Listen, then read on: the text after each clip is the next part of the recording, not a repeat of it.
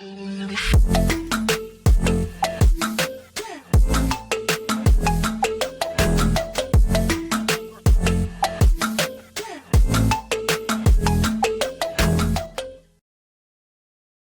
we're back for episode 10 of the Remote Play Gaming Podcast.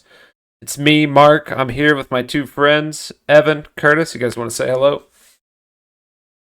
Good morning. Morning, what's happening, folks? Good morning, good afternoon, good evening. It's after 10 o'clock where I'm at recording this. Evan, what time is it for you? Just after 8 o'clock. And Curtis, we don't care about that guy. He's somewhere in the middle out there. Amen to that, baby.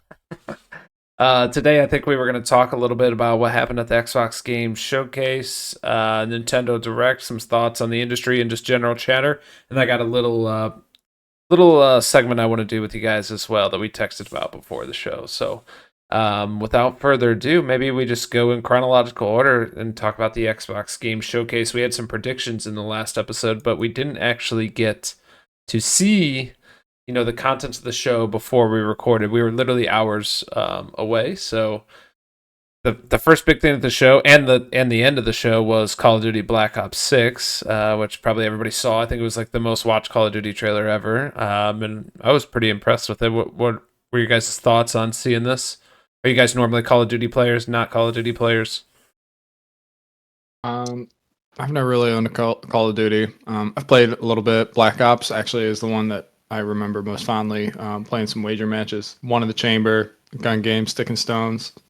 No, I mean, it's going to be on Game Pass, so this is the most interested I've been in a Call of Duty in probably ever. So you still won't own a Call of Duty?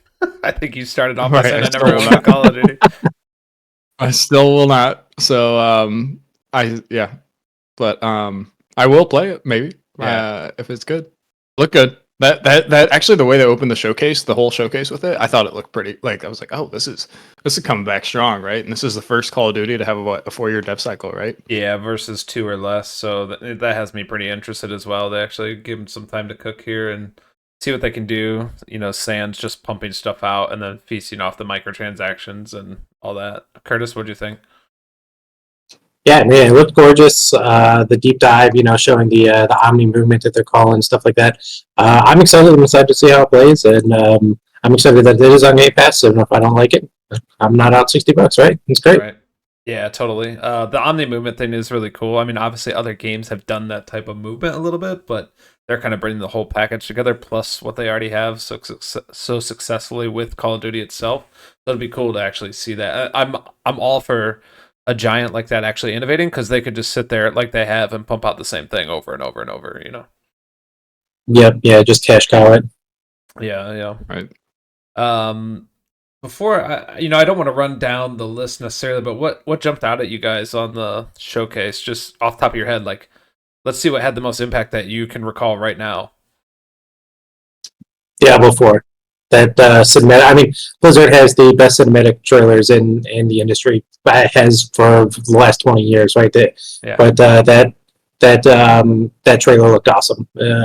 I'm not thrilled that it's yeah, it's true. I'm not thrilled that you have to buy it, right? So I don't know. We seem to kind of have been out of the buying expansions for a while, right? They're just like battle passes. So the fact that they're doing like another paid expansion, I mean, this is what Diablo has always done. So I'll probably begrudgingly buy it because I love Diablo. Yeah. But I mean, it looked awesome. Yeah, it's I agree. Blizzard is best in the game. Usually when it comes to cinematics, I'm pretty excited about it. The changes they already did in Diablo 4 Season 4 were really good and brought me back to play. And this new class sounds interesting. They already gave like a little bit of teaser of what it's going to do. They're doing another deep dive later. And essentially it sounds like a forest monk almost, like a jungle monk in a way. And not only are they going to have that new class, but now they have new mounts. So there's like a war cat that you can get if you buy or pre-order the game or whatever. But that's different because normally in this game you only get horses. And this giant tiger jungle beast thing that you can ride around looks pretty cool. What else jumped out, Evan? What jumped out to you in the show? Yeah. So, I mean, first I'm going to say this to me is this might be the best. It's probably the best Xbox showcase. It might be the best like E3 timeframe showcase that I think I've ever seen. It might be. I'm not sure, but it was. Yeah. Because I'm sitting here like, all right, I'll pick one game. Like, ooh, that one. Oh wait, no, that one. Yeah. So, I'm gonna say two that stood out to me, although they weren't necessarily my favorite of the showcase. But Expedition 33, the Claire Obscure Expedition 33, and South of Midnight. Yeah. So the Expedition 33, I'm just gonna call it that. It's Claire Obscure Expedition 33. But it's just like this turn-based like JRPG, almost. I'm seeing it compared to like almost like Final Fantasy if they stuck with the like initial original formula from back in the day, and like that was modernized into like a AAA modern AAA. They didn't go to the ATB maybe system. Right. Yeah. So maybe you guys could speak that to a little better, because I haven't played. I've played a very little bit of Final Fantasy X, and that is the entirety of my Final Fantasy experience. But and then the South of Midnight, which seemed to get, I don't want to say mixed perception, but like there definitely seemed to be a few like, whoa, this whole like your character is running at like half the frame rate of as the environment surrounding it. It kind of has this almost stop motion feel, and I thought the artistic decisions there and stuff was really interesting, really fascinating. This like mythological, is that the right word for New Orleans? Like just I don't know, just such a cool different idea that like, I mean, it feels like nothing I've ever seen before. Yeah. So I thought those were like the two that just like jumped out as like, oh, like we knew about South of Midnight, but like we didn't know what it looked like, and then we didn't know anything about this Expedition 33. So those would be two that are just kind of like that really stuck out, like it kind of came out of nowhere for me. Yeah, and Curtis on the other hand hated South of Midnight. He did not like. Dude, I can't stand it, dude. It's stop motion, claymation, whatever you want to call it. I'm like, God, this is just awful. Yeah, it really is. Like, if it was smooth, exactly that and Chicken Run. Those are the two things that keep coming to mind when I'm watching it, and I'm like, I'm dying here. Did you like Spider-Man Into the Spider-Verse? Yeah. Yeah, not even really so much. I mean, I like the story, right? The story was fun, but I like the visuals. No, it's just never been my style. I've never really liked it. Right? It just doesn't appeal to me. Yeah. I think Curtis and I have opposing views on visuals. He's like, give me a body cam or bust when it comes to visuals, right? Yeah. Yes, exactly. I want to be in the game. I don't want to be like, oh, there goes, like you said, there goes Wallace and Gromit, or the little head from Chicken Run running around while I'm battling a giant alligator. All right. I do like theme. I mean, to kind of split the line in the middle with you guys, I think if they had made it a totally normal looking game, so to speak, no artistic style choices, I think it would have been very boring. I think it would have been a run-of-the-mill game, and it would have got even worse reception. And sometimes, any press is good press, even if it's bad press. I mean, we're sitting right here on this podcast talking about this game, and one person likes it, one person doesn't. I'm interested in it. It looks cool. It wasn't like a standout for me, but Expedition 33, on the other hand, I was blown away by that. Like the cinematic, the theme, the fact that it kind of came out of nowhere. I was like, what is this game? And then you see some of the gameplay, the turn-based gameplay. Looks like maybe had some timing elements too. To get like some bonus damage and stuff like that. Like, so like it kind of played out like an anime as they were doing it. Like it was pretty sick. And the whole premise of the game, for anybody that didn't actually look this up, is just that like there's this magic paintress, and she paints these paintings and with a number every year, and that age of people or older or younger, I think it's just that age. Just that age die, right? And so every year they send they get Thanos snapped, dude. Exactly. Just dusted. They get blipped, and they're not coming back probably. And so they come up with this expedition to travel out and go take her on and destroy her and put an end to this, right? And this is year 33. So I think it starts from old people down. So they're running into the younger generation. So it sounds super interesting. Dude, it came out of nowhere, and it looks amazing. Yeah. I'm so excited to learn more about it. Yeah, totally. For me, the two that jumped out, I mean, Perfect Dark, right, guys? I mean, we were wondering where this game was in the last episode. Yeah, that was one of the ones where I was like, oh, it could be this or it could be this. I didn't know what to expect out of this. Yeah, we were talking about this a couple weeks ago, right before the show. Sorry, Yep. to cut you off there, but as you Yeah. said, like we were just kind of like, I don't know what does Perfect Dark have to do with anything in 2024? Like, why do we need this? What is we don't even know what, like I don't know, what are you even gonna do with it? And then they did something with it, right? Yeah. Me and Evan were texting back and forth during the showcase, and when this came on, like I'm watching, I'm like, "Oh, this looks interesting, like a spy shooter." And then, like maybe halfway through, like it dawned that it was Perfect Dark, and Yeah. I messaged him. I was like, "They did a whole complete reboot. Looks amazing." Yeah, We were just like, oh my god. I mean, that game looked like it had it all. I mean, it looked like it performed well. The graphics were good. It was cool. Spy stuff, shooting stuff, gadgets, traversal. You had like a Mirror's Edge type traversal. I mean, it looked Yep. like you were playing a sci-fi spy thriller, and I'm here for it. When it first came on, I did you- initially. Go ahead. Sorry. Go ahead, Chris. No, you go ahead. So when it first came on, that's exactly what I thought it was, Mirror's Edge, like with the wall running and stuff like that. I was like, oh, they're doing another Mirror's Edge game because they haven't done one in like 10 years or something like that. Whenever Cataclysm, I think it was, came out, Yeah. or Catalyst, something like that. And I was super excited for that. Then they threw in all the gunplay and the gadgets and stuff, and I was like, oh, this is like Jason Bourne, Lady Jason Bourne. Yeah. Did you guys read the Xbox Wire or anything about like what it was? No. So, because there was is this immersive sim? Is this just mission based or whatever? So it's just like, so I'm just gonna read off real quick, because there was an Xbox Wire post, or at least all of the first party games, if not all of the games that were in the showcase, that were kind of just a little bit of a deep dive into what the games were, just a little more information about them. But it says Perfect Dark is a first person secret agent thriller in a near future world with the blessing of original Perfect Dark studio. But it says I thought I had it right where it said what kind of game it was, because the title of the paragraph is what kind of game this is.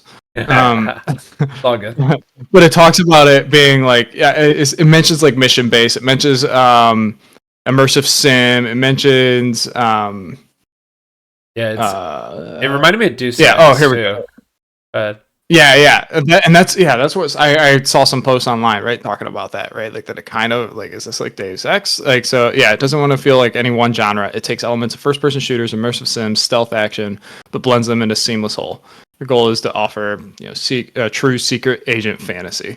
Yeah, that sounds legit. I mean, honestly, to me, this sounds like I think about like Curtis, like he likes you seem to love like the police games, like whether it's board games or video games. You've always seemed to be into military, police, those types of things. So it's like this fantasy secret agent sim, right? Like is that something that's right up your alley? Right up my alley, dude. Like the Mark was saying, with like the little secret agent gadgets, and like the dude's coming around the corner, and you've got like the predator heat vision and stuff like that. And I was like, oh, okay, yeah, so I'm sold.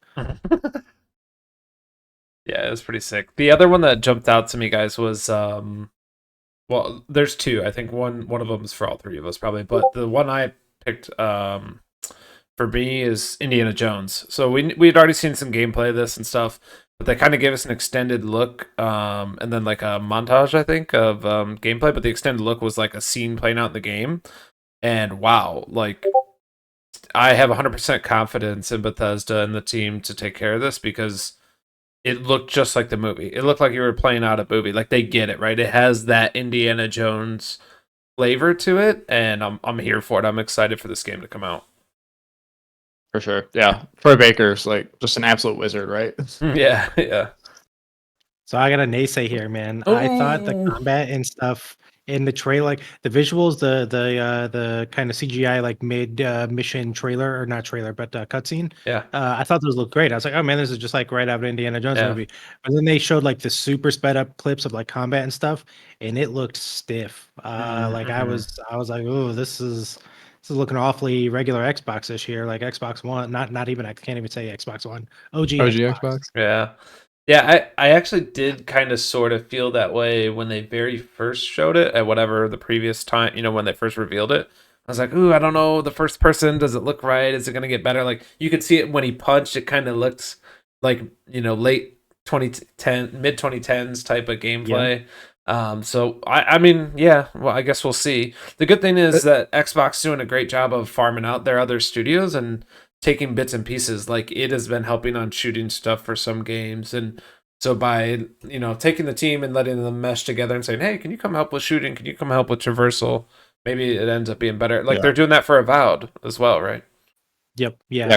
It seems like Coalition's just getting their hands everywhere, right? Mm-hmm. Like Coalition, I think, was working on Avowed. Coalition helped with Hellblade. Coalition's, like I feel like Coalition's going to be on the credits of like any first party studio that comes out, and at least in UE5, right? Yeah, but totally. yeah. It's funny you mentioned like the first time you showed it, they showed it like you were talking about the January direct, right? Like the first time it was, yeah. So for me, like I was blown away with it then.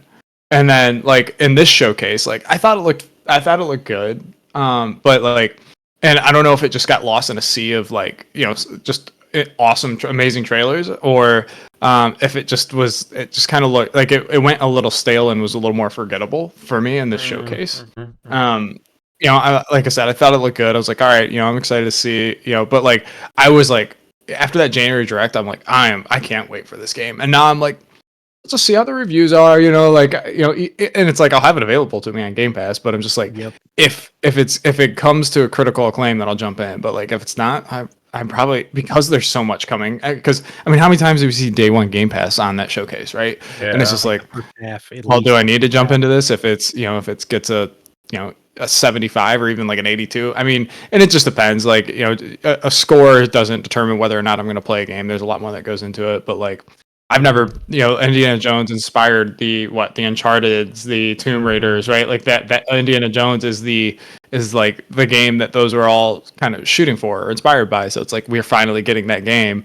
But like I haven't really played Tomb Raider. I didn't really have a whole lot of interest in Uncharted. So I'm like, maybe if this comes out and it's excellent reviewed, then yeah, I'll probably try it out at least to see if it's for me. But if it's not, then I'm like, is this a game for me? Yeah. I love both of those series that you mentioned, Tomb Raider and Uncharted, and played through all those. So I'm definitely looking forward to this one and just hoping they pull it off. The last one that I said might be for all of us was kind of one of the last announcements in the showcase, Gears of War E-Day. Are we excited or not? Because I am. I was like, whoa, we're doing a prequel. That's Marcus. Let's go. Yeah, it looked great too, right? I mean, granted it was all cinematic, but it looked great. I'm here. Actually, went back and downloaded before the showcase. Went back and downloaded the Gears of War remaster or remake, whatever they're calling like it, that from Game Ultimate Pass. Edition. Yeah, exactly. To start playing. And then that popped up on Game Pass. So I was like, or on the showcase rather, and I was like, all right, cool. I made a good choice to download that. Yeah, totally. Yeah, especially when the collection did not show up. Yeah, everybody was expecting exactly. a collection or like Gears of 6, right? So, and they came out and said like, "Hey, we're not finished with that story, but this is something we wanted to do." And how about us calling our shot in the last episode, Mad World? They played the little piano notes of it during the trailer, and I'm like, "Oh, let's go, remote play!" Yeah, absolutely. You finally got something right. Yeah, that's right. Yeah, that was a song. Yeah, That's was so cool. Gaming predictions be damned. That's right. But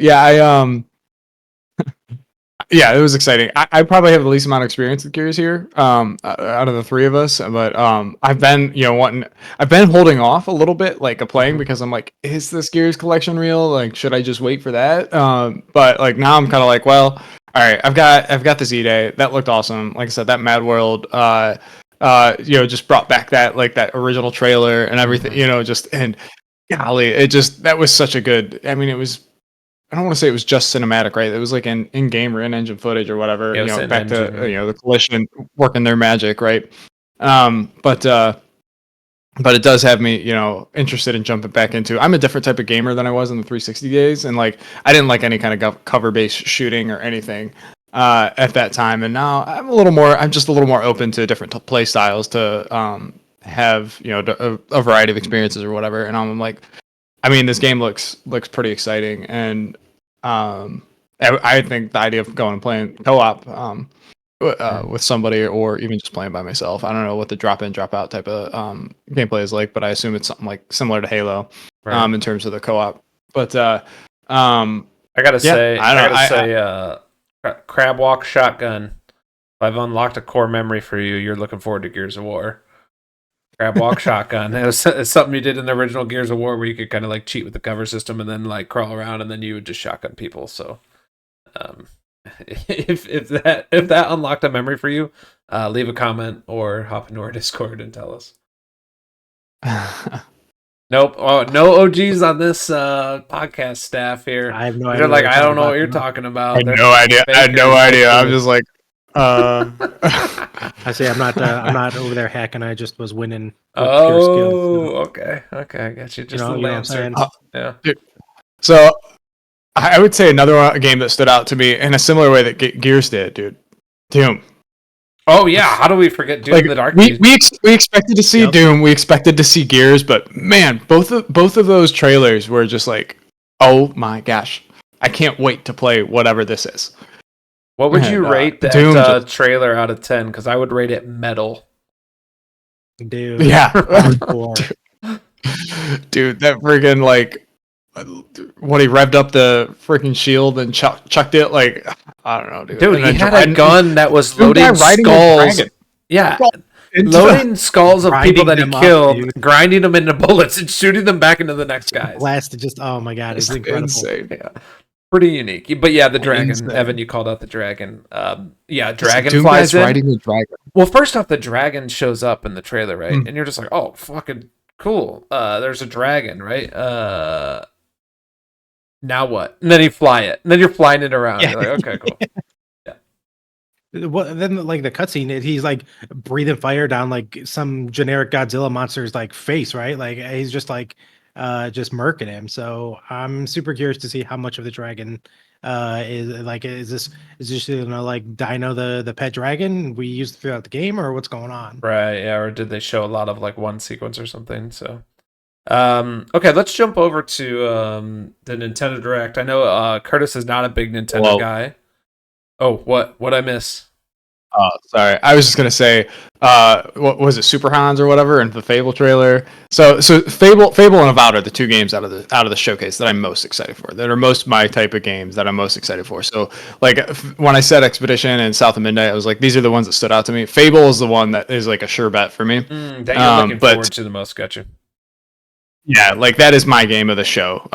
You know, like the other ones were surprises, like pleasant surprises that we've talked about, but Fable just keeps looking better. Every time we see it, it just like, you know, like we had last year, that guy, I can't remember the guy's name, but the dude from IT Crowd. Yeah. And then, you know, this guy, I've heard him referred to as Super Hans. Like he looked familiar to me, but I couldn't call out who he was. Mm-hmm. But man, I mean, the humor just seems spot on for Fable, right? And it looks fantastic. I don't know. I am so pumped for this game. I cannot wait to be hopefully playing this next year. I think it said 2025, right? Yeah. On the trailer. But man.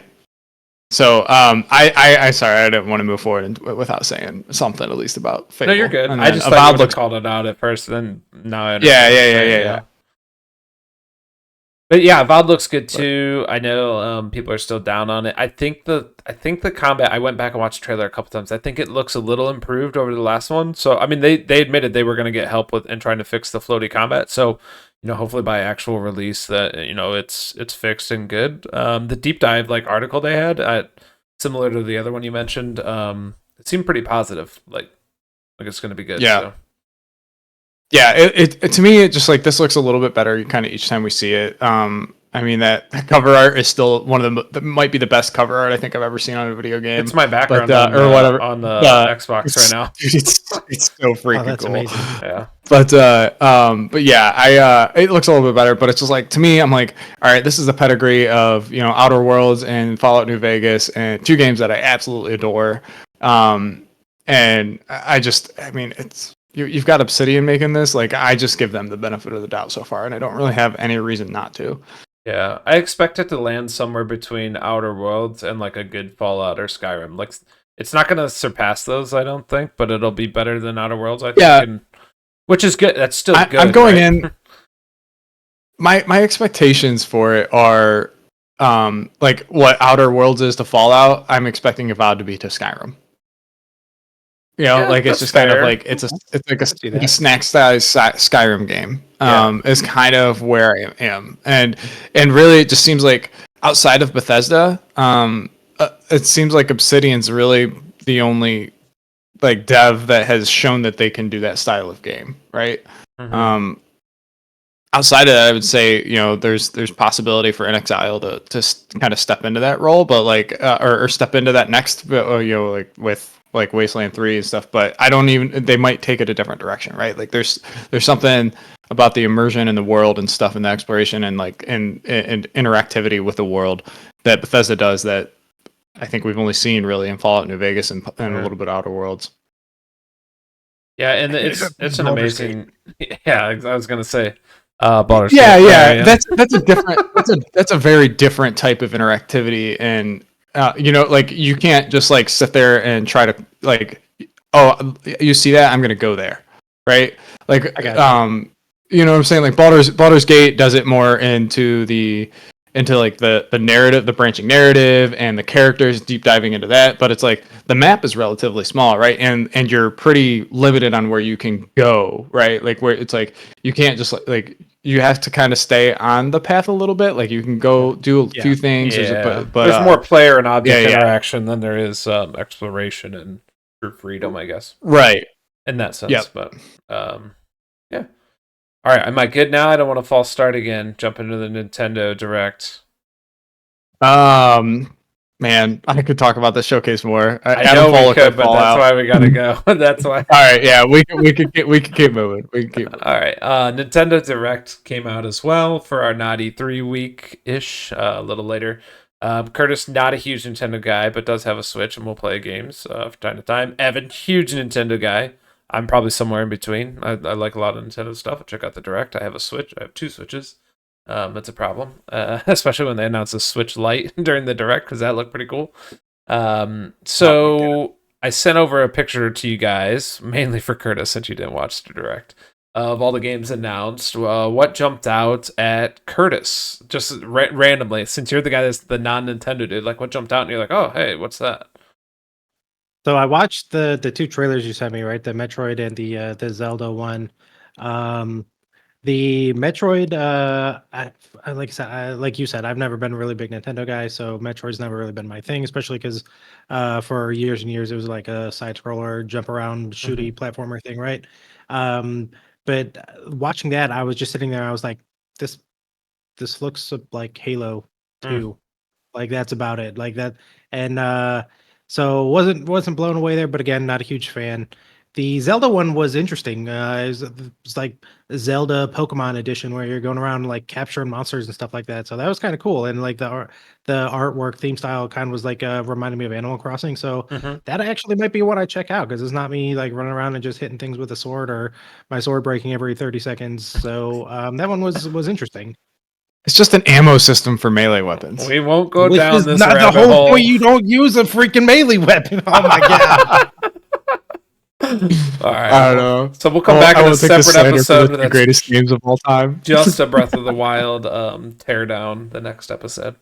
Yeah, man, those 2 games look good. It's funny that you mentioned the Halo thing, because I was listening to another podcast and they were also talking about the Direct, and it was non-Nintendo fans, and they're like, yeah, it kind of looks like Halo 5. Like, Yeah, okay, that's what it did, yeah. right? Which is not a bad was the thing. Like, first thing I Nintendo thought. doesn't No, have a lot yeah, of not at stuff all. like that, so. Right. Evan, what jumped out to you? Yeah, Come on, hit us, Nintendo boy. well, first off, I'm surprised that we didn't get Darkest Dungeon 2 out of Curtis.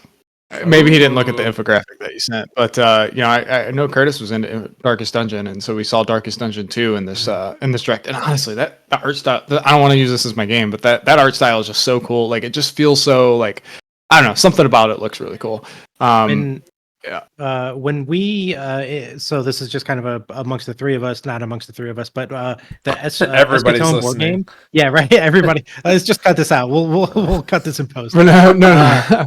When I started playing Darkest Dungeon, the whole time that I was playing that, I was just like, God, I wish that Escatone, the board game, like would just steal this art style, because it's so incredible. Right. That is like, you just said that and I was like, oh, those do connect, right? Like, I don't know, something there. Like, that is because like Darkest Dungeon has an awesome art style. Escatone, like, it has some striking things. So Escatone, like I said, is a board game that we've all played and we all really enjoyed. And it's worth to check out, but it's a very dark game.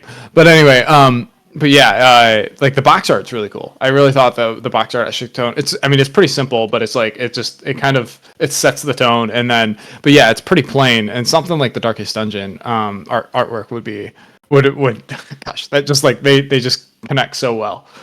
That's a good point. Did you watch the Darkest Dungeon trailer, Kurt? Go ahead. Yeah, I watched it. I watched it last week. I think it was right after. I don't even remember. Maybe you sent it to me, or sent it in our group chat. But I did watch it. I don't remember a ton about it, but I did watch it. I'm just looking up the release date because this is this the first full release date that we got by this director? No, because it was in early access for a long time, and there was a lot of negativity around this sequel. Because they did things differently than the first one, I think, and not in a way that the community really liked. Like a 6 out of 10, 7 out of 10 type thing, but I don't know how much of that has changed over the course of early access. So it came out in May 8th of 2023 for early access, I think. Okay. Oh, so you haven't played this, have you, Curtis? I have not. I did not know it was in Okay. It was in early access, actually. Yeah, I the reason I didn't play it, because I played Darkest Dungeon 1, I liked that game a lot. The reason I didn't play it is because of the reviews weren't that good at the time, but I'm definitely interested to check this one out. I'm checking the trailer again real quick. Yeah. All right. Well, I was just gonna say. Oh, yeah, we were waiting on you to tell us your game. You kind of scrolled into the Darkest Dungeon 2. I think there's a few here that I could bring up too. Not as many as the Xbox Showcase, but I think I'm gonna bring up Mio, because that was one that that just stood out to me as well. I mean, Zelda's obviously going to be Zelda and Metroid Prime are the two games that I'm looking forward to the most. But Mio was one that really like stood out. It had a really cool kind of like the visual style, and it just looked like this Metroidvania that could potentially just be up there with the ranks of like Hollow Knight and Ori. I mean, like it's hard to say just from watching the gameplay, but like it had the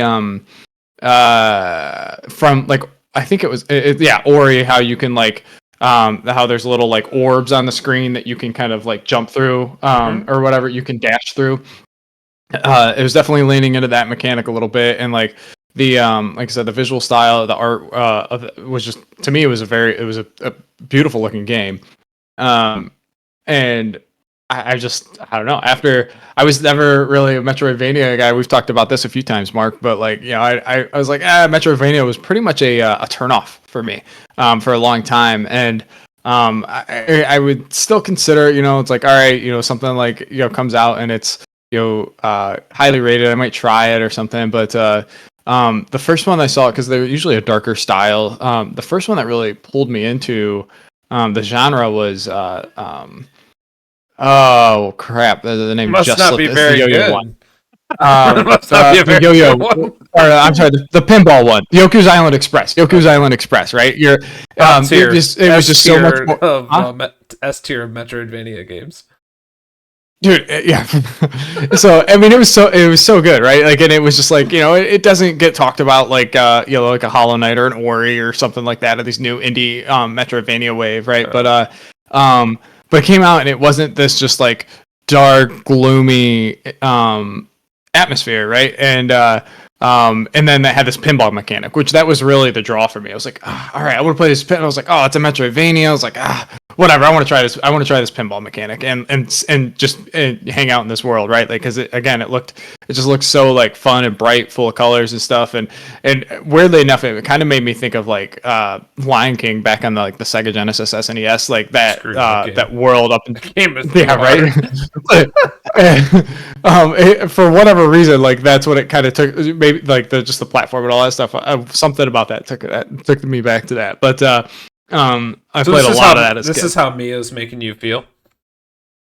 But yeah, so this game showed, and then I jumped into Hollow Knight and Ori, and I've loved those games and stuff, and now I'm like I actually Metroidvania is a positive thing, for a game to say, it's a Metroidvania now. And You got the but yeah, itch. this look I do, and this look like it, right? Like we see, especially in the indie scene, right? It's like it's all Metroidvanias or Souls likes or games that claim to be Souls like Metroidvanias, right? And And and then roguelikes. along with roguelikes, yep. Yeah. So it's like those are the three things that you get now, right? And then we're starting to see a wave of survivor likes as well, of Vampire Survivor type games. But Yeah. man, I kind of can't, like, I was gonna say, like, I'm not really into the Souls likes, but Death's Door was I think I think the theme is very important for you. That's probably important for a lot of gamers, right? The theme and the way something looks in order to even get into it and give it a try, and then you end up finding out you like it.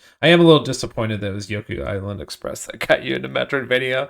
Samus and Hollow Knight and the rest of the gang are like, we're right here. We're standing right here. I hated Metroid for the longest time. Even Metroid Prime, like I played it back on the GameCube, and I think we've talked about it on the show. But like the first, I gave up on it after the first. But before I even got onto the planet, like the spaceship, and there was like a timer.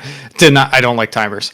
I just want to do what I want to do on my time, and like that just put me off of it. And then I was like, the remaster came out last year, and I was just like, all right, I got to muscle through and at least get to the daggone planet. And once I did that, I was hooked in the game, and I really really enjoyed the game. And now I'm just stoked for Prime 4. So and would you do the same thing?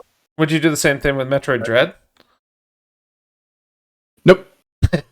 So Curtis, backstory on this Metroid Dread Nintendo Switch game, side scroller. Long-awaited sequel to a game that they never thought was going to come, and the whole concept is like you're playing through this Metroidvania game, but these like robots basically follow you around, like they chase you through the levels and stuff. So I let Evan borrow it. It's like critically acclaimed game. Let him borrow it. He returned it. He's just like, nah.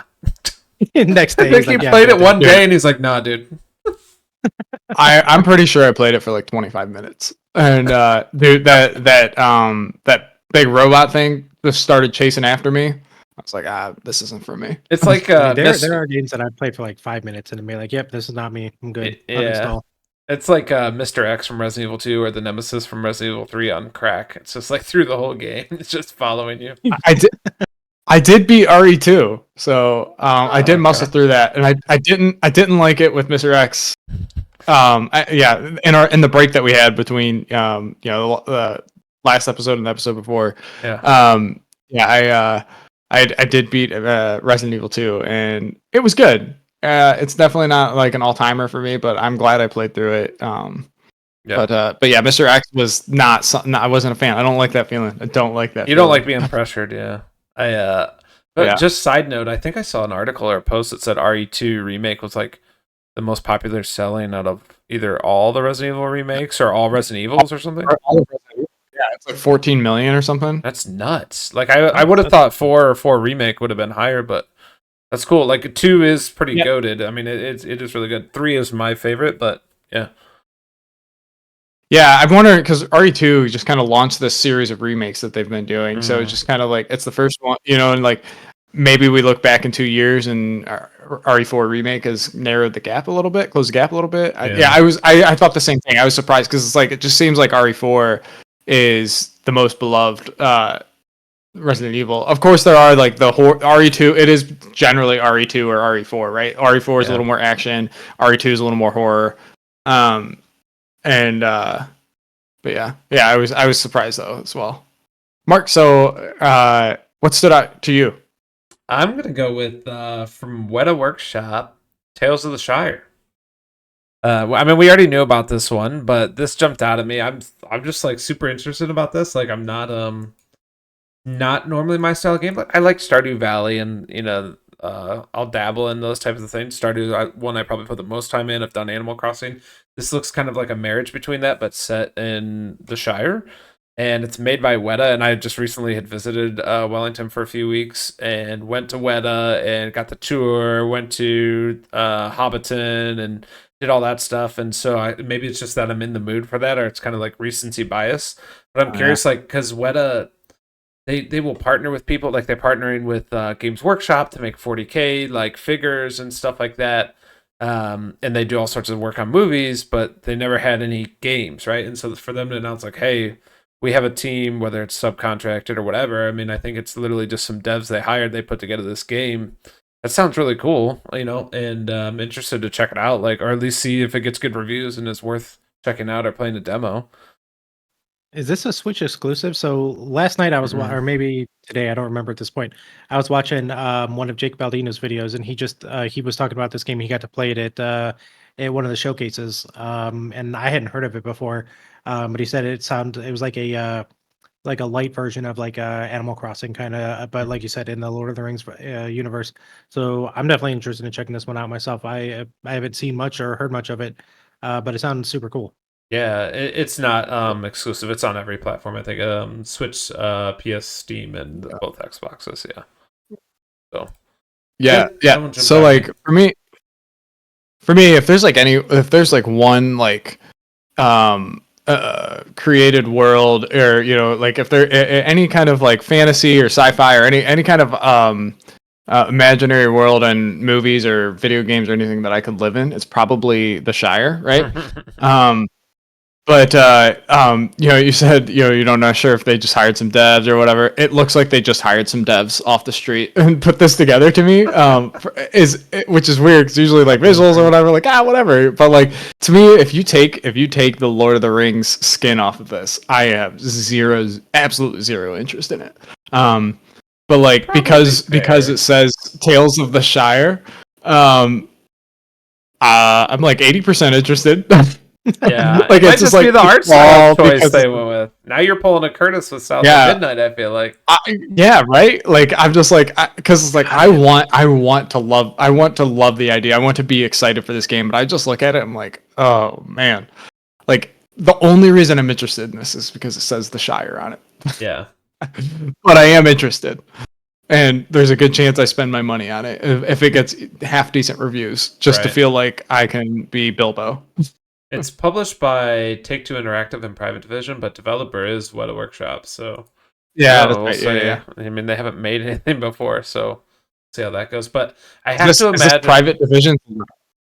Yeah, this is Private Division's last game. It might be.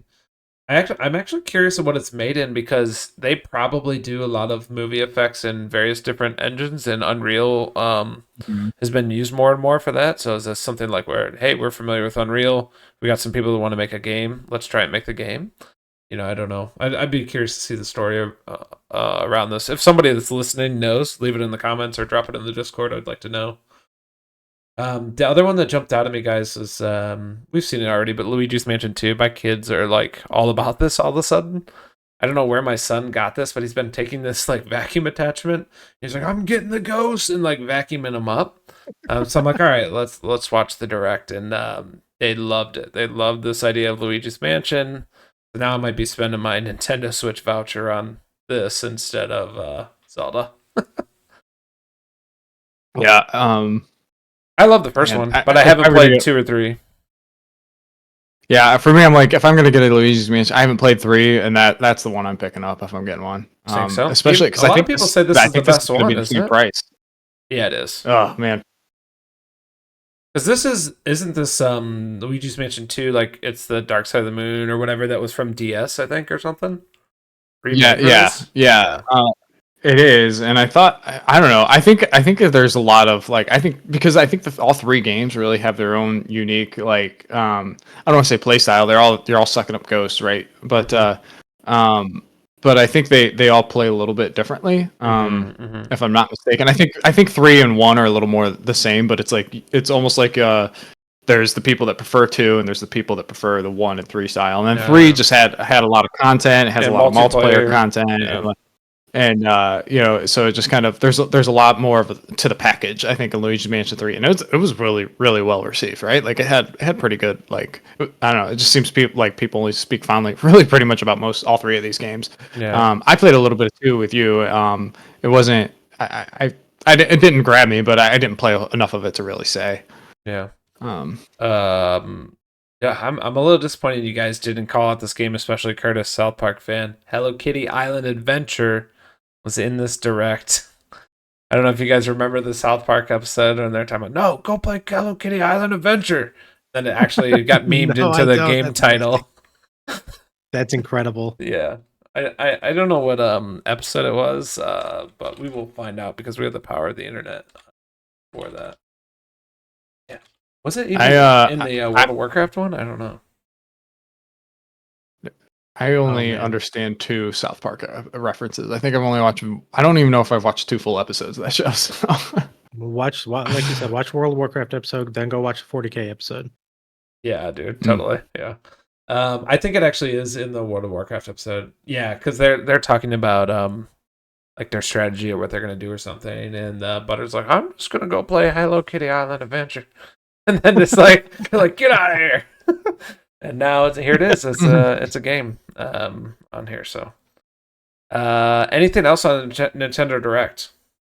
Yes, yeah. So for me, I'm gonna take a jump back into like trying to relive my childhood if I had access to all the games that I ever could have wanted, and I'm gonna bring up, we got the Dragon Quest 3 remakes plus 1 and 2 remakes coming next year, the NES World Championships or the World Championships, the NES edition, Metal Slug Attack Reloaded, and sick. Marvel vs. Capcom Fighting Collection, right? Just not on Xbox. Honestly, just not on Xbox. Yeah. That's its own topic, right? Yeah. But yeah, I honestly all of those look really cool. Like to me, I love the 2D HD 2D whatever style. I've been playing a little bit of Star Ocean 2 remake, and Dragon Quest 3. I mean, just looked fantastic in that style. And I've never played a Dragon Quest game, and I keep wanting to, because people love it's Dragon good, Quest, man, right? Yeah.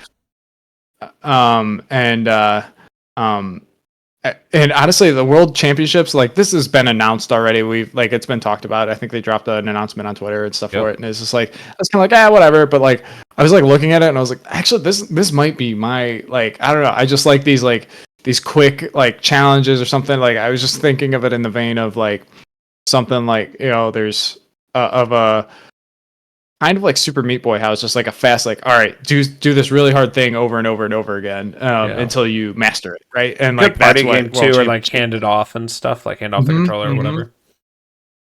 Yeah, so that one looked really cool. And Metal Slug just keeps they keep putting out all these, I don't know if they're these old games or these new games that old just still in the pixel style or whatever, but every time I see one, I get a little more interested in Metal Slug every time one of these games pops up, and that one looked pretty cool to me. Yeah. And then Marvel vs. Capcom, I mean, yeah, the collection looks good. Curtis, you a fan of Metal Slug at all, or Marvel vs. Capcom? No, I was literally just thinking to myself that I would not play any of these. Zero desire. And this is why he's a non-Nintendo guy, which is fine. Right. Yeah, I thought so. I kind of I thought this was probably the second best show. To me, it was closer to the other shows in the Xbox showcase, but in terms of it didn't blow me away, but for year 8 or whatever. Yeah, we're going into year 8 of the Switch of outdated hardware, right? And for them to have this many games, that's good. Yeah, quite a showcase. Yeah. But yeah, I mean, I don't know what, Curtis, I'm curious, what if you were to give this a letter grade or a number score or something, what out of 10, what do you think you would have given this show? The Direct? Yeah, and actually, I would kind of like both the Xbox and the Direct. Oh, the Xbox, I mean, was clearly an A, and both my personal opinion, just watching that, like I said, me and you were live tweeting during, and we're oh my god, this is amazing. But I legitimately, I didn't even watch the Direct so I have zero no opinion on there. Yeah, I was thinking about this earlier. And I remember when I bought my Switch, and I bought it because Mark was playing this stupid little game on one of our work trips when we both worked at Laird called Golf Story. And I'm I think it was Golf Story or Pro Golf Story or something like that. Golf Story. And I'm sitting here watching, we're at the airport, and I'm sitting here watching this, and I'm this is the dumbest shit I've ever seen. And then we got home, and I went and bought a Switch so that I could buy that game. And I was this game is actually incredible. It's so good. The Not the only other sequel. game that I've put any real amount of time in was Stardew Valley, and then the Pokemon Snap remake. Oh, dude, the remake is so good. It's so good. So like I've had my Switch for what 6 years now, 7 years, and those are my 3 highest played games. My Animal Crossing's got to be up there because you and your wife played that. Oh yeah, you're right. You're right. I forgot about Animal. I mean, Animal Crossing was incredible. If we weren't in the middle of COVID, I don't think I would have played the game nearly as much, right? Yeah, that's a But good point. we're just like sitting at home all day. That was. I mean, those guys could not have picked a better time to launch that game. Oh my goodness. Yeah. Yeah. Like there were yeah, the pandemic did well for Nintendo and Animal Crossing. Oh yeah. Like terrible as that sounds, like man, that was perfect timing for them. Everybody else is like struggling and they're like just bringing in selling 50 million copies of. I remember when I went to pick up my copy, I got it. I went to Target actually for my copy, and I think for Haley's copy as well. I went to Target, and it's like there's like 3 people in the parking lot, and they're like, "Oh God, I got to get some baby formula. Like, it's immediate need." And I'm like, "Yeah, I'm definitely here for baby to like diapers or something." Not a. You don't even have kids. You walk out of the store with baby diapers, just like Just to so not you're get not like, shamed. Tuck the game in there. Yeah. Give me a pack of Huggies. That would have been genius. I wasn't even thinking that far ahead. Like what size? What fits this Switch case? Might as well pick up some Animal Crossing while I'm here, to get these diapers that I need for my child. That's hilarious. Funny. Okay, so we had the directs behind us. Future Nintendo, we know that the Switch 2 or whatever hardware it is coming with an announcement by the end of this fiscal year. That's a long time. So the fiscal year technically ends like February/March of 2025. So they could literally wait until 2025 and then announce it to be launched holiday 2025, or they could announce it soon and it launches this holiday. We don't really know. The rumor is that they are waiting to have a launch in a pipeline of games ready for this. So the hardware is cooked, it's ready supposedly, but they just need the games, both first and third party, the pipeline, because that really worked for them on the Switch, having that pipeline of games launch. I mean, when you're coming out with Breath of the Wild and Super Mario Odyssey, whether people liked them or not, they're obviously highly rated games and sold incredibly well. That's a good start for your system, right? So I think that's what we're looking at for these guys. I would imagine Metroid Prime 4 is going to be a cross title, right? Yep. Yeah, I would definitely. Yeah, absolutely. Yeah, and I think there were people wondering if there would be cross-gen, right? But I think this might settle it. The fact that Metroid Prime 4 is not coming out till 2025, but was announced in this Switch Direct, says there's going to be cross-gen, would you say? Mm-hmm. I would definitely think so. Yeah, I don't think there's any way that they don't put this on this Switch, the current Switch. Right. Especially, like they announced it like 5 years ago. Yeah, like less, like it was just hardly a year into the was it 2017 that initially that they announced it, right? Like the first year of the Switch, the first E3 of the Switch. And then they announced like that they were moving from I believe it was Bandai Namco to Retro. Mm-hmm. But a couple of years later or whatever, but it's just like it's still been a long time, and it's just like it's been so long that it's like Retro probably didn't even have any kind of dev kit or anything for the next hardware at the point that they started development. So you can imagine that it's like, all right, they're already making this, and it's just like we were promised this game so long ago that it's like I don't think you can abandon the hardware that you announced it on initially, and right.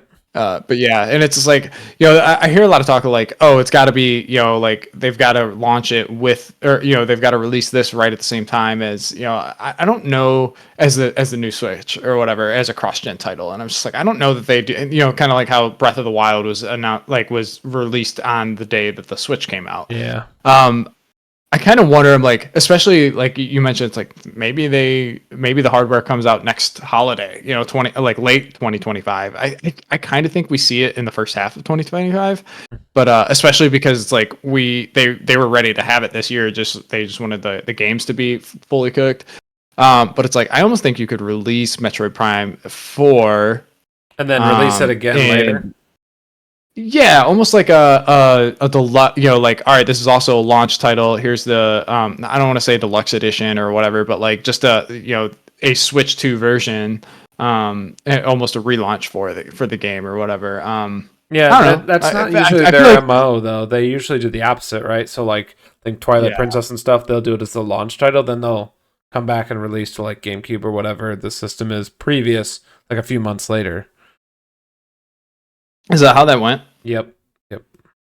Okay. Yeah, there's several examples of that, I think. I actually was reading about that recently in a thread about this. Yeah, that is interesting. But it's possible. Let me ask you guys this. I'll start with Curtis. This hardware coming from the Switch, whatever the next system is, same form factor? They go with the handheld dockable? And do they totally screw this up? I'm going with Curtis first. Do they totally screw this up and change it? Do they do Nintendo things and try to innovate too hard here? Oh, I think that this is so well beloved, the ability to like hot swap from the dock straight to the handheld and stuff. I don't see them deviating from that. I think that would be one of the biggest mistakes, unless they've come up with something that's even better somehow, which is not out of the realm of possibility because they are so creative in the things that they come up with.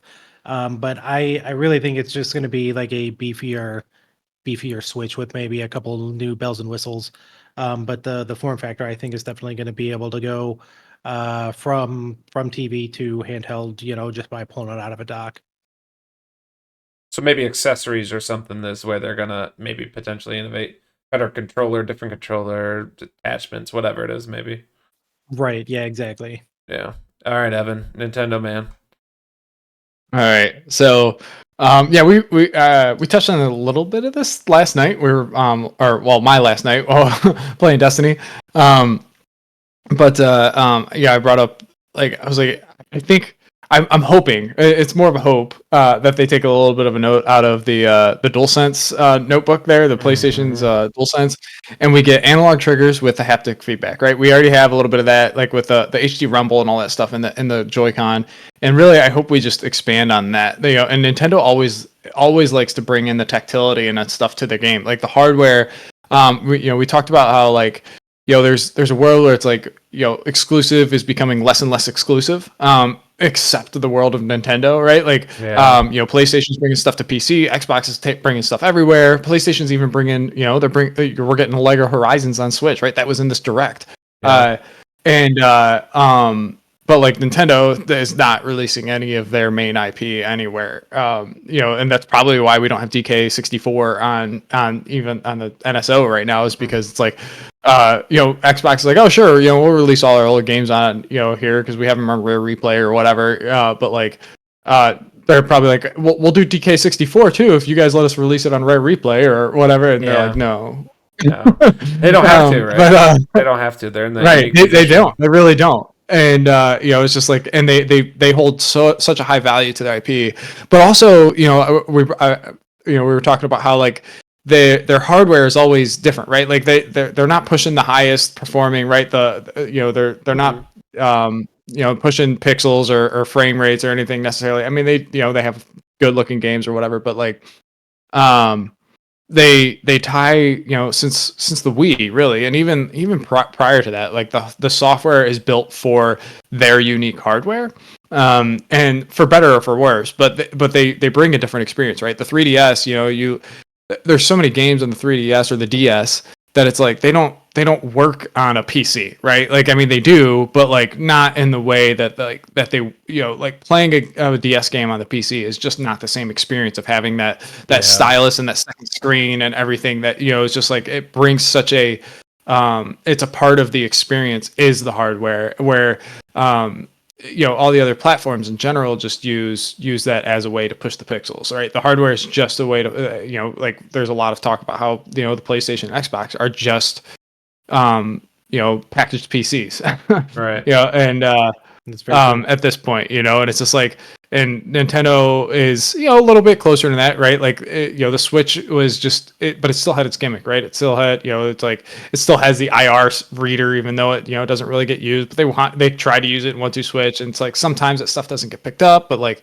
they generally make good use of their hardware, or at least they make use of their hardware, the features of their hardware and stuff. Right. And it's like we have things like the Wii U and everything like that, right? And it's I gotta pause for you. better or worse. I gotta pause you. Curtis, did he answer the question yet? I don't think so. Okay. I'm sorry, what was the question? Peace. We gotta watch. Okay, we gotta watch this guy with the Nintendo questions because he's just gonna. Yeah, go. You're right. I'm sorry. I think he's on the marketing budget there. Clearly, I wish, man. Write me them checks, Nintendo. All right. So the original question was, with the next hardware, do you think that it's going to be more of the same, just kind of like beefed up, or are they going to innovate and do some? Will they deviate from the handheld to dock? No, we're getting the dock to handheld. That's a much more succinct answer. 47,000 words later. And as far as innovating the hardware and stuff, I guess I was just like, I hope we get something like analog triggers with haptic feedback. Yeah, that's where we were going, and then it just ran. It just ran really fast. It's not a politician speech. So sorry. Oh man, yeah, you get me. Like we start talking about Nintendo, and it's just my brain goes wild. Okay, I think since anybody asked me, no, I'm just kidding. I think they stick with some type of handheld form factor, but I think there's a high risk of them trying to innovate too hard. I don't know much about the dichotomy of the makeup of the leadership there, and if they're going to push for more of the same just because they know it's so successful. But they always try to innovate. I think they're very scared of doing another Wii U and messing that up. You know how they did there. I mean, they got over that super quick. Concern. Yeah, and so do they go ultra conservative here? Maybe. But to Evan's kind of rambly point, they innovate and they bring these different hardware things out. And I think they're going to try to do that. And there's a chance for detriment there. Because they do have a winning formula, right? They only need to increment on it in a Nintendo way, ever so slightly probably, and bring the specs to modern level, right? Yeah, exactly. That's a great comparison, especially with what Evan was talking about. Like, they value their IP so highly. They kind of have that power. They know they can do that. They know they can sell these Mario games and Animal Crossing games for $60 year round. The discount is $55 instead of $60. Yeah, exactly. You know what I mean? Like, it's 10 years later and Animal Crossing still $60, or it's more than that because you can't buy it. So yeah, definitely that kind of Apple comparison where it's just like just slight increments over time. So yeah, we'll see. I wanted to jump over to a little segment we were going to do. I sent these guys a text message before the show, and I said, hey, what is give me your 3 worst trends in gaming, and I'm going to read these off for you guys. So Evan gave us that he does not like black hole games, so Fortnite, Roblox, Warzone, etc. Games that just suck up all the playtime from people and play them for years. Go ahead. This guy literally just 5 seconds ago was like, yeah, when I was playing Destiny 2 with you last night. Exactly. That is exactly what I thought about when I read this text. So when you asked me this question, I literally thought of 3 things, and I was just like, Destiny is every one of these. Okay, so number 2. Unsustainable budget increases for games. That happened, and that's also why they had financial problems and went to Sony and so on. Number 3 is long dev cycles, also a problem of theirs with Destiny 2. Yeah, so I actually had other points that were even more closely tied to Destiny. I was like, I can't do this. Like it was something about like just like game preservation and stuff, and like always online games and all this stuff, and I'm just like, well, Destiny literally gets rid of content that you just can't play anymore. You can put a disc in and you can't play the content because you have to be connected, and the content doesn't exist. Name another game. Like, legitimately, this is an actual question. What other game out there does that? It's just like, yeah, you know what? We're vaulting this, like blocking this way. You don't need that anymore. Yeah, super, super bad. I'm still mad about it. I'm happy that I played that content before it went away. It happened to be all the stuff I played, but they got a lot of shit, and deservedly so for that. That's a pretty bad practice, and I think was it because of the file size or something, in like the way they wanted to keep adding stuff or something like that? They needed to cut this supposedly, but I'm not sure. It's not a good look, Curtis. Either way, It's like like I think it's because it gets so convoluted. Like there's so much there, and like the game evolves so much over its lifespan that it's like what Destiny 2 is today is not what Destiny 2 was on launch day. that's very true. And so it's just like what Destiny 2, what like it hold, like I think that's the excuse, right? And maybe there's some validity to it, maybe there's some BS to it, but it's like like the game that launched as Destiny 2 would hold back the aspirations for what they have for, say, the final shape that just came out, right? Like if they had to support the original Destiny 2, what they implemented in the final shape just breaks Destiny 2, vanilla Destiny 2 kind of thing. Yeah. Whether that's valid or not, I mean, it's like, well, then maybe like the better way to do it, which for the consumer and for the sake of game preservation, is not expansions but sequels, right? Like, but I think as far as what makes sense on a business standpoint is probably not just sequels, because then you almost fragment your player base. Yeah, it's a tough business decision. I'd say it's probably 50-50 BS and 50-50 true. You know what I mean? Like, who knows? We don't work there. Maybe we'll get a guest on the show from Bungie. So that was Evan's next week. Yeah. My uncle works at Nintendo. My three were paying for early access to a game launch when the game actually is ready to launch, but they want you to buy the deluxe or ultimate edition and you get to play 2 or 3 days early. I really hate that trend right now. I have done it once because I was so excited about Diablo. I did buy in and play that early, but I don't like it overall. Have I done it more than once? Starfield. Okay, I did do a Starfield. Does that count? It's on Game Pass. I bought the season pass. I guess it was included. I guess it was you paid $30 to play that game 3 days early or 4 days early or whatever it was. Yeah, but I told myself I was going to buy the expansion anyway. But you pay, you told you that's. I mean, that was a little different than like the deluxe edition of Diablo. I'm pre-ordering Shattered Space, right? Yeah, but we didn't know it was Shattered Space at the time. But this is a Bethesda game. I know I'm going to play it. Well, we haven't even played it, and I've hardly played any of the Bethesda DLCs anyway. As much of a Bethesda fan I am, I play the vanilla game and I get hundreds and hundreds of hours, and so. It's a Bethesda game. Of course, I'm going to play the DLC. Yeah, to justify it. And they're the ones that started it all. That damn horse armor. Go ahead.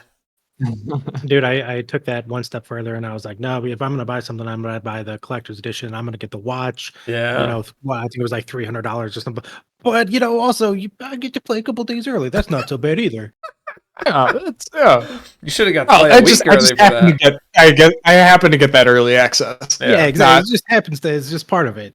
They got us, man. Yeah. All right, my number 2 was FOMO battle passes versus buy it and do it anytime, forever. So like Halo Infinite and Helldivers 2, you can buy their war bonds and battle passes, and you just own them. You can just complete them whenever, as long as you logged on during that season and bought it. You've got it. Versus Warzone, Fortnite, all the other games where you have to buy it and complete it within X amount of months. And then do you have to buy it during the season in Halo and Helldivers? So the war bonds for Helldivers, I don't think you do.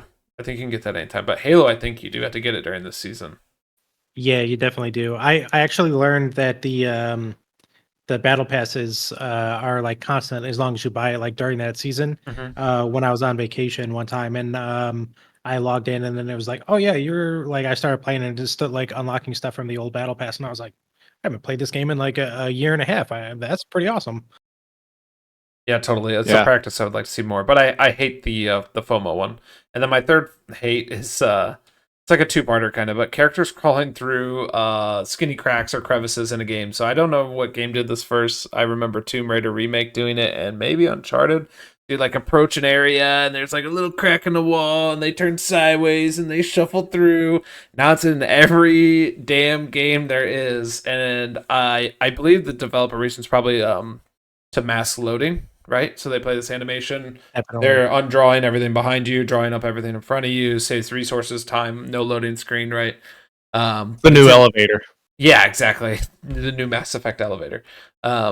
but it's in every game, and I cannot stand that. And just in general, I don't like things like that all of a sudden find themselves in every single game, because it makes the game feel less unique to me. As I see it as a mechanic versus just I'm in the world and playing this game. It takes the immersion out a little bit for me. Yeah, get Okay. a little more creative. Curtis. Yeah. So, go ahead. real quick, I want to comment on that. So, like, we sent these lists out or whatever ahead of the show or whatever, and you brought up earlier when we were talking about Indiana Jones and stuff, and like you brought up, like I brought up Uncharted and Tomb Raider, and you're like, oh, those are two of my games I absolutely love, Evolve series I absolutely love, and I'm just like, those are literally the first two games I thought of when you said that animation thing. You sent that animation thing. I was like, he hates this in the games, but he loves the game. But after those games got old, those were some of the OGs. Right. I was saying it's like me and all of my things being opposed to Destiny, and here I am just playing Destiny. Yeah. Curtis, I got 3 for Curtis. Game titles being made into mobile games or remasters, which then take away resources for what could be used to enhance existing titles or even creating the next game in the series. I think that's pretty valid. I think there's some corner cases where it's like, if you're Xbox and you now own King, why not? Because they are mobile devs. Like, why not have them work on Call of Duty Mobile or whatever? But I think you make a good point, right? There's probably is there anything you want to add to it? Yeah, I mean, even before, like, when I thought about this, Call of Duty Mobile was the thing that popped up into my mind right off the bat.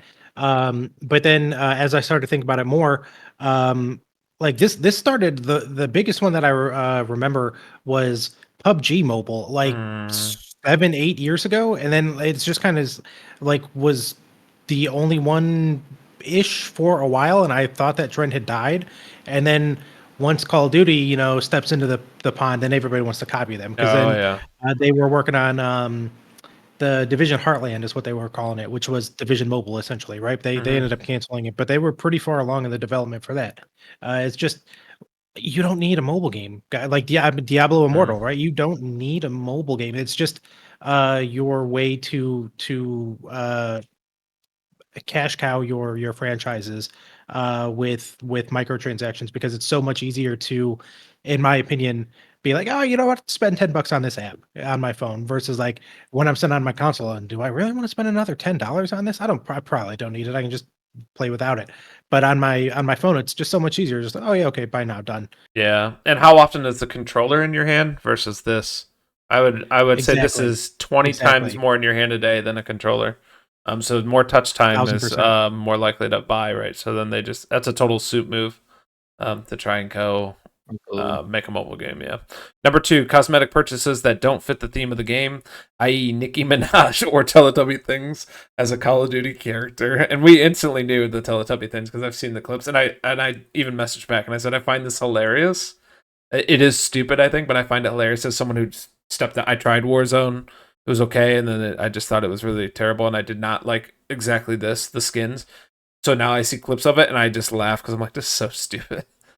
And the thing is, like, even if it was just locked away in that one game mode, okay, sure, fine. But like, you just play like your regular 6v6 like team deathmatch, and people are running around as the werewolf or Nicki Minaj and the Teletubbies and stuff like that. Like, for me, it's just like a big like immersion breaker, which has been the way that Call of Duty's been going for quite a while, right?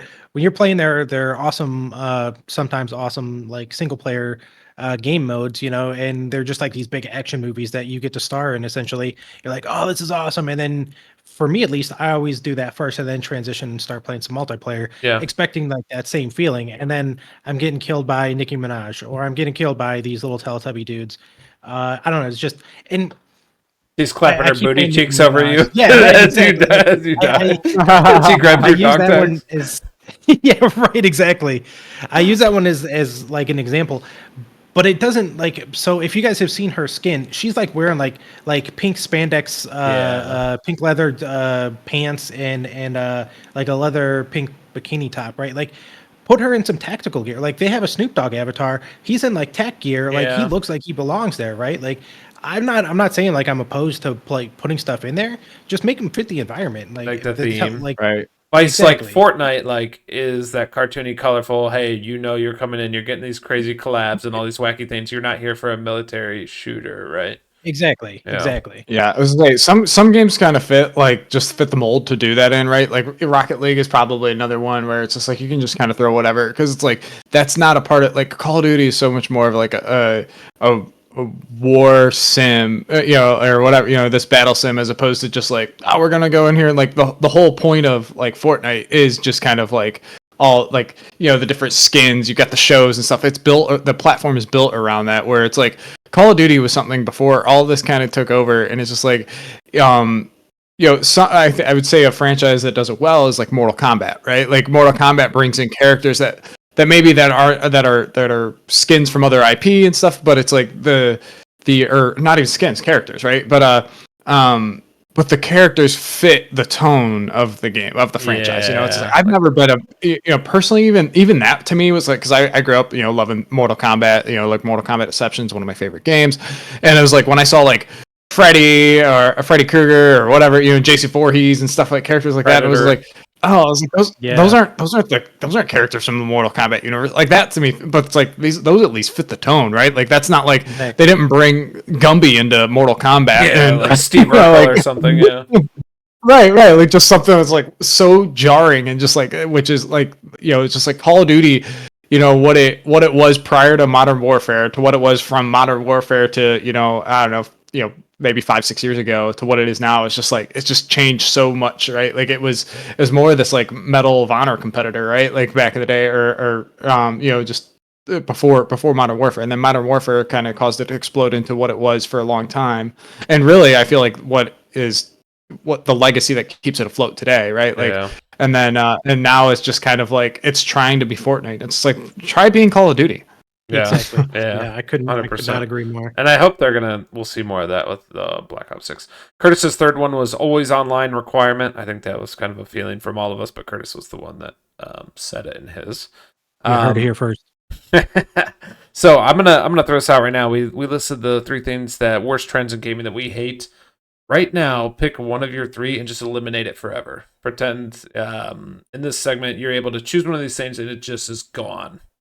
Doesn't happen in gaming anymore. Remasters. He said they're out. Remasters mobiles. Remasters. Yeah, I was waiting for it. I was waiting for this guy because he's the guy that's got all 18 versions of Skyrim remake, right? So I'm like, this loses his mind. What do I? So many Zelda games, Pokemon. Like that's all I play with remasters. I don't understand. I'm gonna go with the Pomo Battle Pass. I want that out. I want that gone. I almost asked if I could pick somebody else's because the always online requirement was like one I thought of, but I literally, as I'm playing Destiny, because you asked this question, I'm filling this out as I'm playing Destiny. I was like, I feel like I literally can't say always online requirement because as I just sit here and I'm like just so pumped to put 100 hours into Destiny right now. Man, that's a good question. I'm gonna say long dev cycles. I think long dev cycles, eliminating that helps a lot of the other problems, right? Like, because if you reduce the long dev cycles, then you also reduce the budget. So it's like, to me, it's like a trickle down effect for the other issue, a lot of other issues that I have.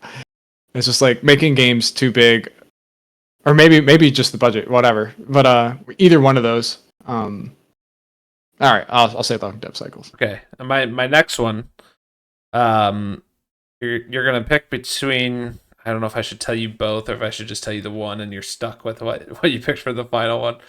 What's more fun? Mad Lib style where you're stuck with it, or you're going to pick between the final 2 choices? Right, what was the first option? So I can either give you, for your final 2 gaming trends, I can tell you one thing, like I just did, like what's going to happen next, or I can give you 2 options and you pick between your final 2. So in scenario 1, you would get stuck with whatever the final thing is, which might be more fun, but... Well, let's do that. Okay. All right. So next one is pick one of these, and it becomes permanently ingrained in gaming. You can't get rid of it at all.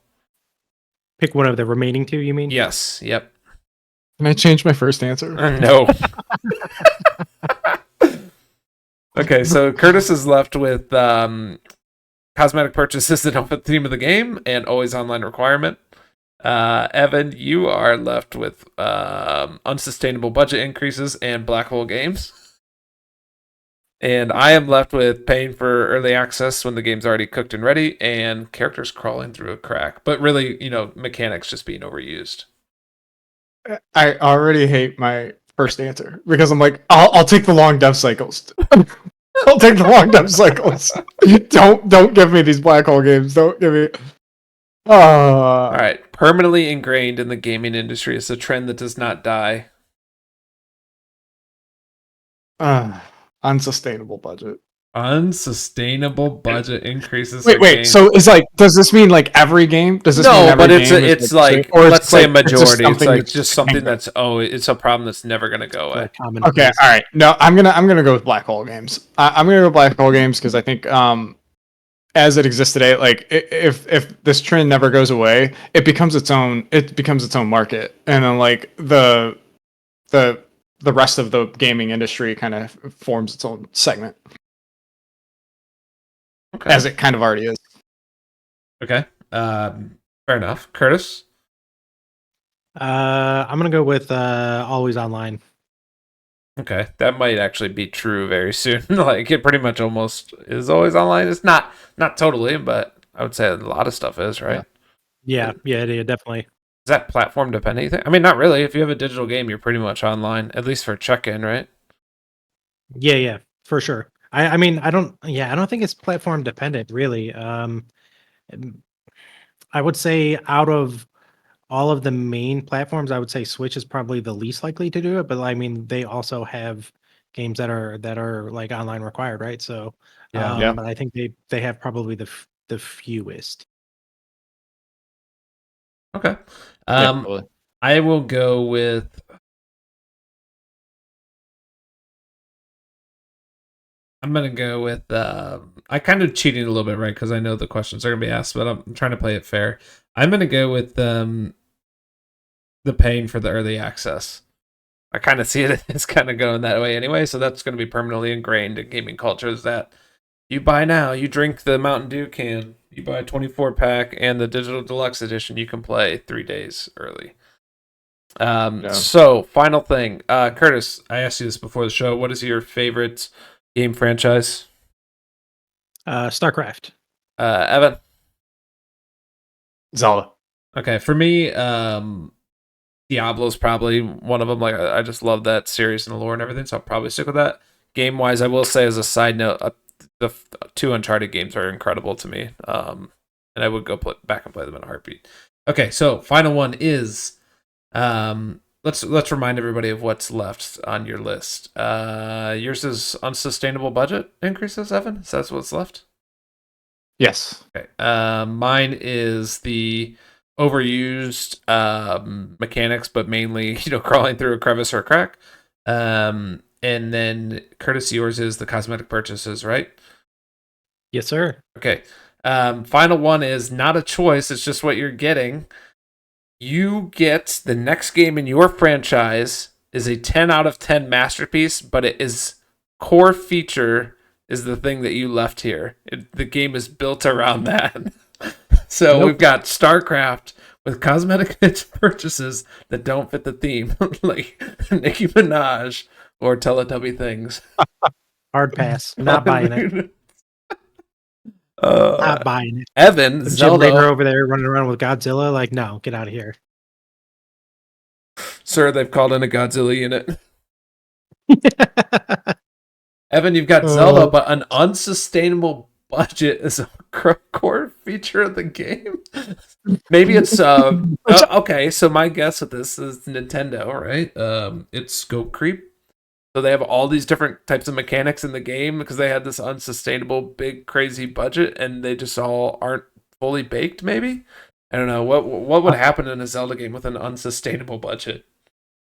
I don't know. I'm like, I for personally, it's like I just gonna get the best Zelda game that ever exists, right? It's just like, Coming 2066. Oh, announced but never comes out. I like whoa, that whoa, idea.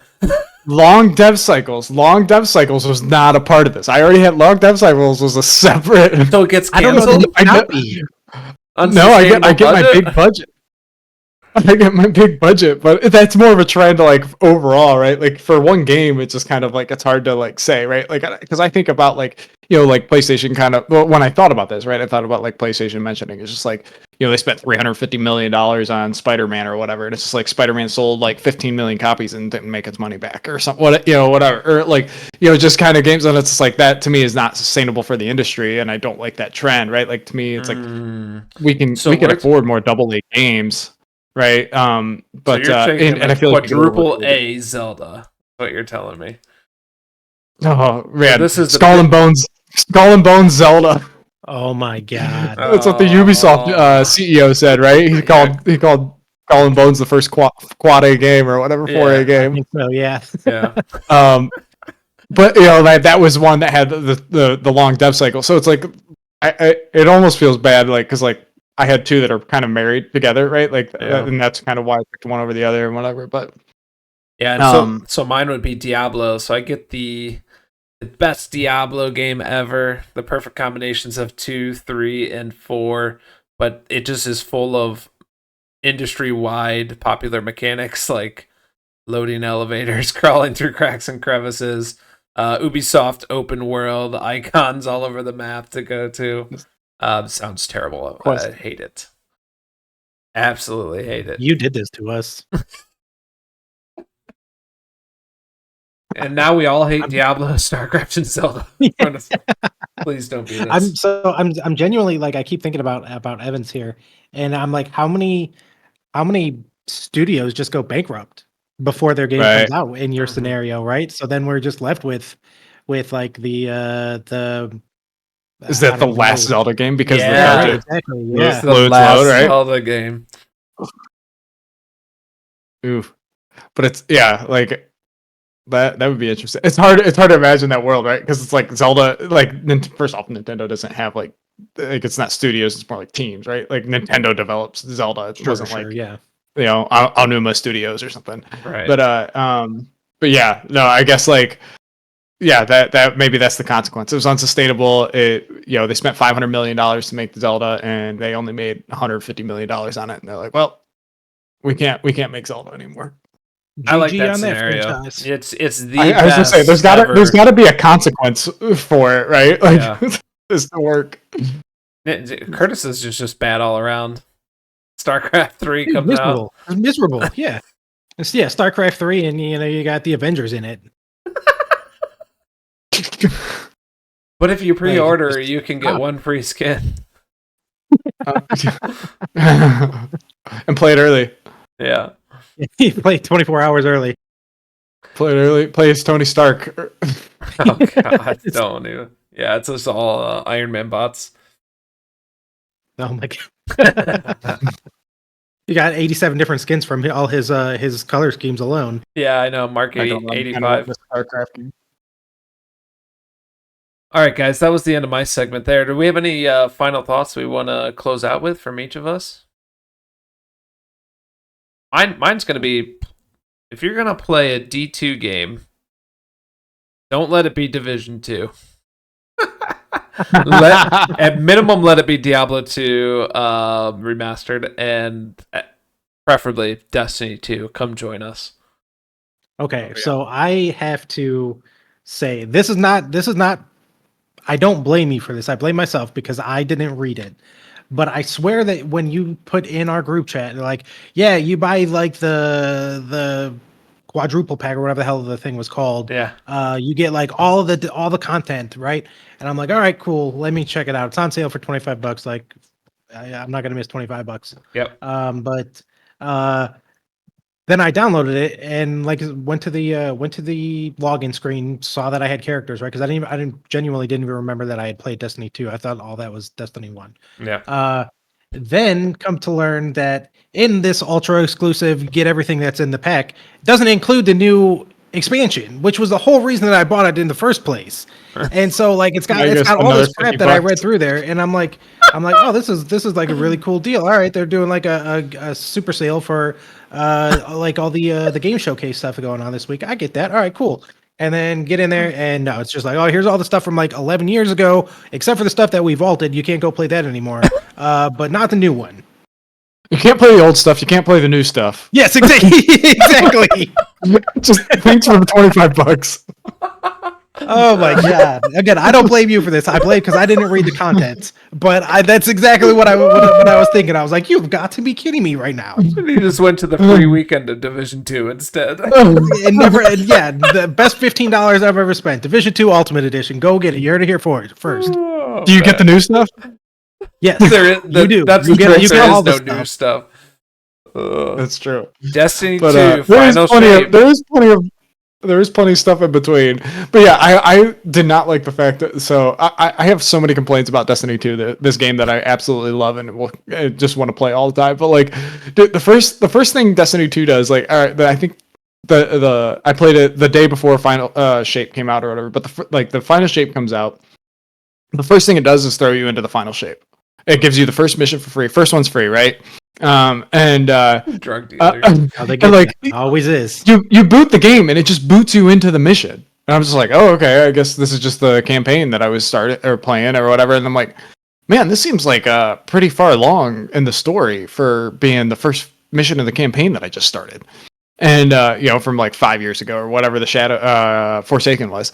And I was like, I thought there was a lot more to happen, and I was just like playing. I'm like, Mark hops on, like, I don't know, an hour of me playing into this mission, and he's like, dude, you're doing the new stuff. This is the Final Shape stuff. You haven't. I was like, why did it drop me into this? I haven't made it here yet.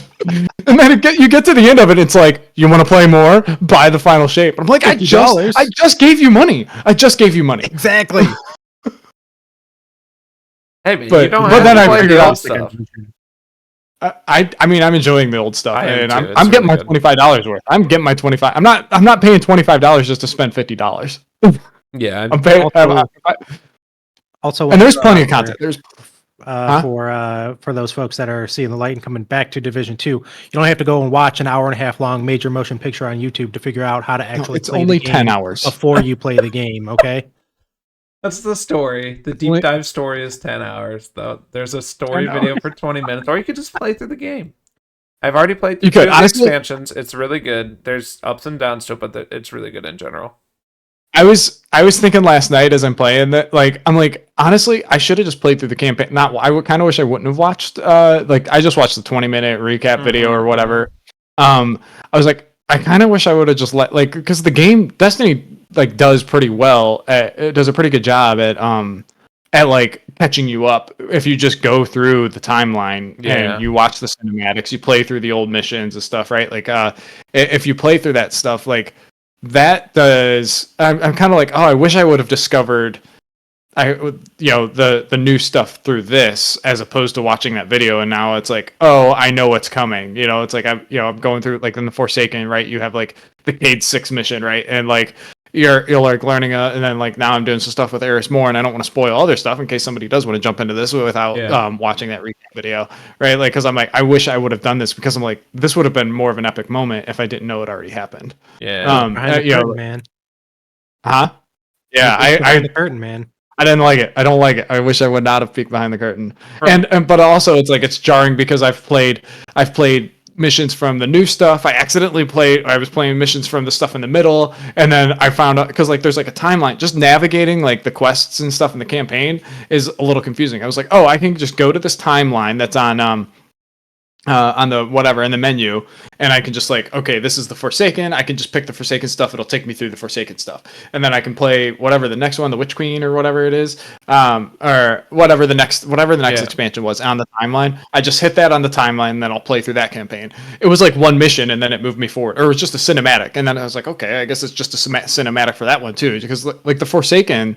The only content for the Forsaken is the one CAD 6 mission, right? And the cinematics that come with that mission. And then that's just kind of like the overall recap of like what happened there. But the Forsaken content is Forsaken. It's gone.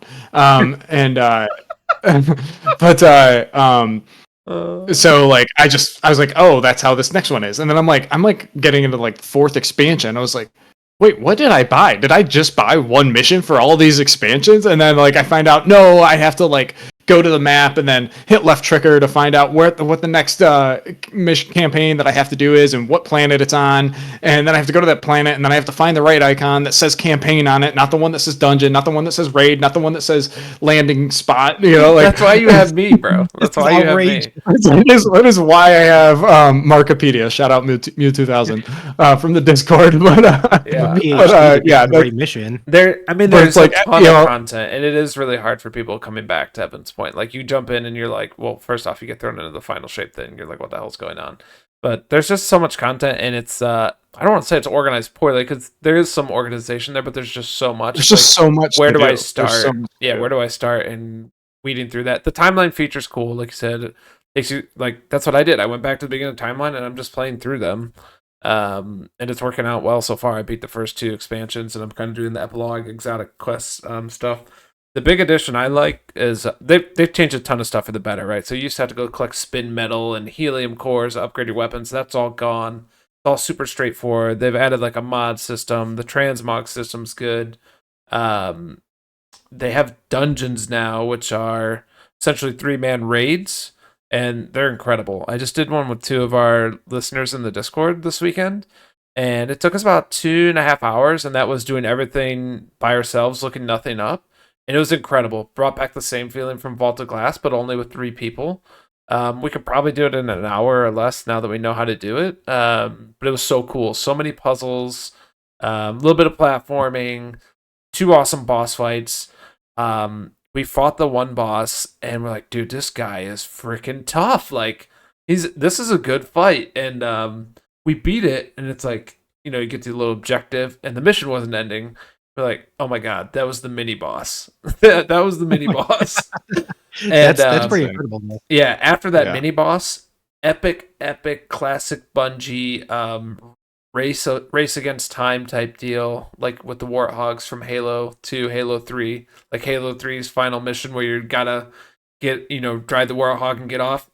Designed like right in line with this, and the music was just so good. So highly recommend the dungeons. Curtis, for you as a D1 player, I already told Evan this dungeon, the whole premise is based off of the loot cave like bug from Destiny 1.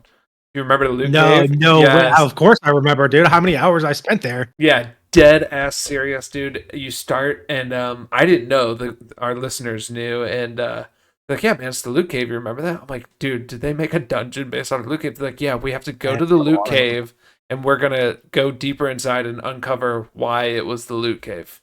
It's pretty sick. Okay. So here's what's gonna happen. Just make it canon. Evan, have you already played this, Evan? No. All right. So what I'm thinking is world first. You heard the world exclusive, world first remote play live stream of this dungeon. Oh, I like that idea.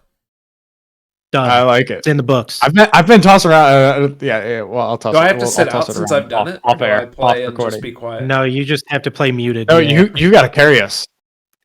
Or that, one or the other. No in between. I'm down for some dungeon. We should do that. I like it.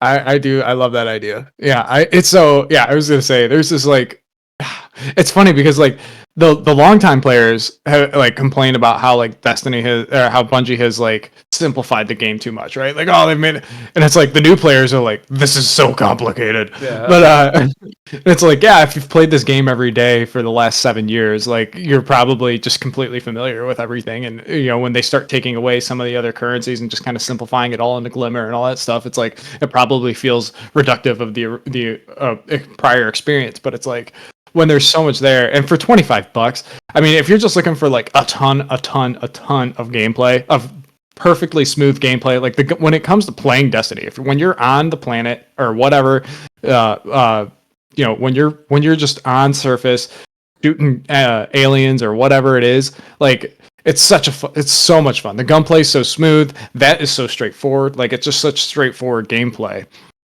It's just everything else surrounding it, right? Getting to the gameplay is a little complicated, but for $25, it's just, or what, I don't know what it is, if it's still $25, but there's a ton of content just for that without even getting the final shape. But yeah, name a game with better gunplay or with similar gunplay. I mean, there's not many.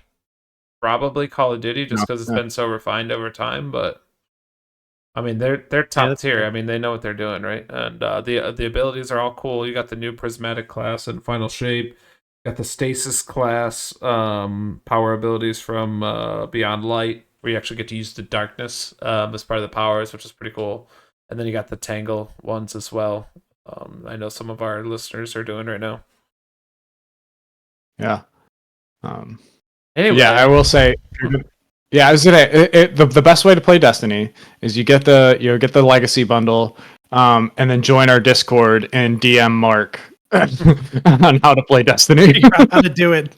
yeah. I mean, we're on all different time zones, so somebody's always on playing. I feel like it's constantly being dropped into the D2 chat on there, just like, hey, anybody have to play? So yeah, definitely join us. Yeah, we need somebody like in like the European time zones to kind of be on, so we kind of cover the clock. Yeah. I'm looking at the chat right now. Somebody mistakenly spelled Division wrong. Looks like Destiny. I don't know. It's weird.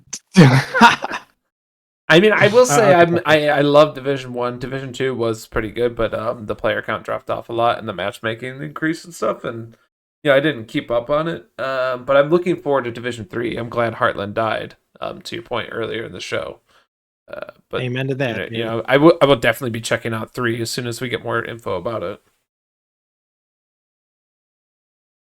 All right, guys, I think that's about to wrap up our show. We are under 2 hours today. I think that was a little bit of our goal, hour and 40 minutes. So not bad.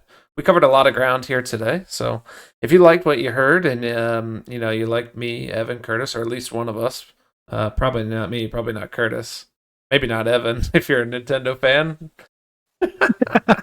Yeah, probably. If you're not a Nintendo fan, I don't know. Yeah, me and P Funk on the Discord kind of yeah, are at odds when it comes to the preferences. Yeah, unfortunately, I can't mute him, guys. I can't mute him. He's got to say his piece. Once I discovered that. In all seriousness, please check out our Discord. Like, we love driving community engagement there, and we have a lot of cool discussions. We organize meetups and playtimes, and just generally chat with each other. So it's pretty cool to come there. That link is always in the description of the YouTube video or of the actual podcast on Apple Podcasts or Spotify. Curtis, what do you got? Yeah, just make sure you guys tune in next time. We're going to have our special guest, Cliff Blazinski. He's going to talk to us about his glory days in Gears of War and Epic Games, so don't miss that. Cliffy B, baby. I hate you. It's totally serious, too. Except totally live. You know what? His ego might get him on here if we just. Oh, he already talked to his people. He's coming. That's a big promise. That's That's right. Evan, what do you got? Let's tune in next time to see if it's real. Yeah, exactly. Yeah. AI fake. Deep fake. Evan, anything from you? Oh man. Join us on Destiny or pick up a Switch. That Switch Lite. Oh my gosh, that Zelda Switch Lite. Nintendo's just gonna put Zelda on a Switch. No Nintendo's in the outro. Maybe no Nintendo content. Maybe we won't be under 2 hours. Oh man. If you put Zelda on a Switch, it's just like automatic purchase almost for me. So thanks, Nintendo. You're spending all my money. This is normally where you promote your own book or the show, not Nintendo. Yeah. Wait, this is where I promote my paychecks, right? Yeah, exactly. Nintendo marketing budget. Expendable income for the month. Love it. All right, guys. We'll hope to see you on the Discord. Give us a shout out there. Leave us a comment on the video. Like, subscribe, all that good stuff. Ring the bell, whatever it is. I don't care. Just smash it. And here we go. We'll see you in 2 weeks.